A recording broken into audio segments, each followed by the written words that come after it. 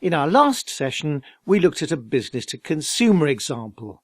But now we're going to look at a B2B example, and that's often a much more complex environment. When your product costs just $20, you can sell it off the page. But if you're selling a B2B product or service that's complex, possibly costing hundreds of thousands of dollars, the sales cycle may be measured in months, and the final decision agreed by a committee, well, that's a whole different ballpark. But believe it or not, we can still use ADA. It's just that the sale we make isn't the product, it's an intermediate step, like getting prospective customers to put their head over the parapet and say, I'm in the marketplace, or I'll soon be in the marketplace. Once they've identified themselves, then we can set our salespeople onto them. If you are in a complex, high-cost environment, you might want to pin this to the wall. The objective is not to sell the product, it's to get prospects to identify themselves, raise their heads over the parapet.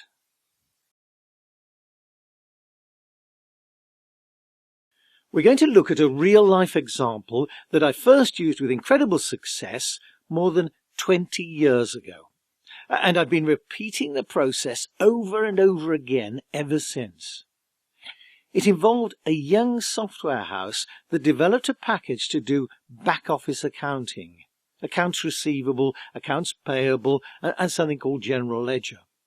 It was priced high and intended for companies with a turnover of more than $70 million. The decision makers would all be main board directors, typically the chief financial officer. The campaign was aimed at the 5,000 largest corporations in the UK, a fiercely competitive marketplace, a marketplace that is heavily pestered by junk mail and mail shots. No one buys a $150,000 software solution off the page. Our objective should be to get those chief financial officers who knew they'd be in the marketplace in the next 12 months or so to contact us, put their hand up and say, hey, I'm going to be in the market soon.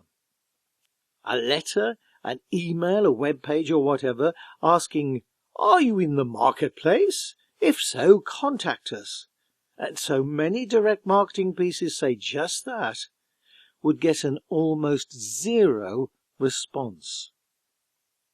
Instead, our pitch was to sell a survival guide for free. A guide which would tell them everything they needed to know to be sure they were making the right decision. This is what it looked like. See how we used the ADA approach. Attention. Evaluating financial accounting software. Now, you might think our headline looks boring. But headlines don't have to be clever, they don't have to be witty, they don't have to be punchy, they need to have resonance. At the time, UK corporations were going through turmoil trying to accommodate lots of changes coming from the EU. They were desperate to operate multinationally, and that meant completely changing their accounting systems. That's not an easy decision for large corporations. The sheer hassle is huge, time-consuming and costly. So anyone making a major decision about replacing their core accounting systems would be very aware of the importance of not making a bad decision. Yes, the headline did capture attention, and the response rate proves it. Interest. The copy read, if so, don't talk to anyone, including us, until you've seen our free evaluation guide. Might be useful. It's not a sales pitch, it's 4 to 6 pages jam-packed with practical guidelines you could adopt when evaluating different software options. Yes, I'm interested. Desire. You could even use it to develop your own software strategy. It will almost certainly contain information you will not have had time to research and evaluate for yourself. Yes, I want it. Action. In this case, the call to action was a coupon. Did it work? Over 1,700 main board CFOs of the 5,000 largest companies in the UK returned the coupon. Yes, it worked. And it still does.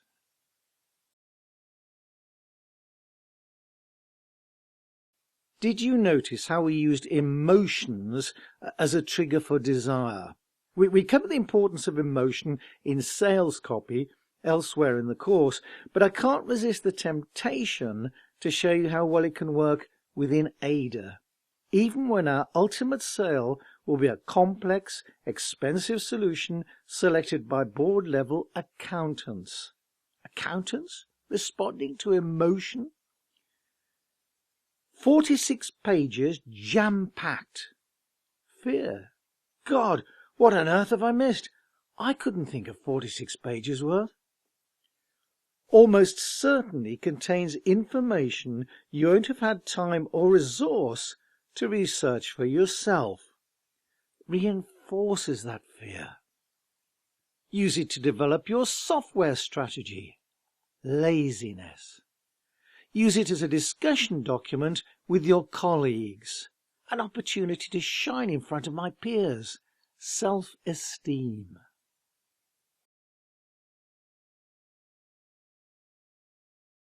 I was asked by a startup two-man company to create a lead generation campaign that would get a high response and at the same time position them as an established large organization, which clearly they were not. They were a web development company, by the way. We created a podcast that sounded like a BBC news item. People in the UK will have recognized the music as being that used by one of the main TV news channels, and the voiceover was a recognizable newsreader. To develop their interest, it said, "There are 4 very different strategies you could adopt to exploit the web: Channel Master, Customer Magnet, Pirate, and Termite." Terms they almost certainly have never heard before. It talked about the need for companies to completely overhaul their marketing approach. We got their interest. God, I don't know what a Channel Master or a Customer Magnet is. Then, it went on to offer a free, comprehensive guide that would explain everything in layman's terms. Things you almost certainly won't have had time or resource to research for yourself. Exactly the same approach as the printed campaign from 20-odd years before. Response was fantastic, and ironically, their first sale from the campaign was a huge contract with one of the world's biggest management consultancy firms. Remember, this was a 2-man startup. And the cost? Professional voiceover and music copyright release came to about $450. Hope you found that useful.